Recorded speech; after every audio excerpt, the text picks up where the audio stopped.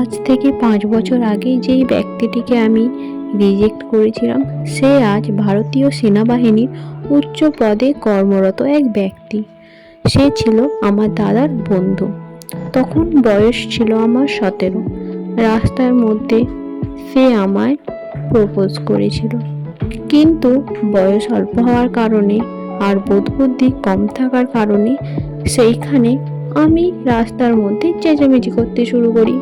সেখানে দাঁড়িয়ে থাকা মানুষ আমাদের দিকে এগিয়ে আসতে থাকে। তখন ও আমায় বলেছিল, চুপ করো, আমার মান সম্মান আছে, এখানে এরম করো না, না তো না, এরম চিৎকার করছো কেন? যখন মানুষরা আমাদের কাছে এসে পৌঁছয় তখন আমার বোধ বুদ্ধি হয়। তারপরে অনেকেই অনেক কথা বলতে থাকে।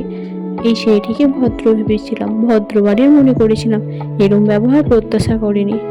ওই দিনের ওই ঘটনার পর আমি তাকে আর কোনোদিন দেখিনি। আজ থেকে 5 বছর পরে দেখছি সে আমার বাড়িতে আমার দাদার সাথে উপস্থিত হয়েছে। তার মুখোমুখি দাঁড়ানোর ক্ষমতাও আমার নেই। তার কাছে এখন আমার ক্ষমা চাওয়ার জন্য মনটি খুব উদ্বিগ হয়ে উঠেছে। কিন্তু কিভাবে ক্ষমা চাইব?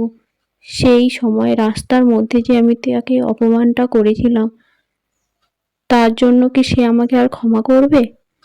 গাইস, নেক্সট পার্ট চাইলে কমেন্ট করো।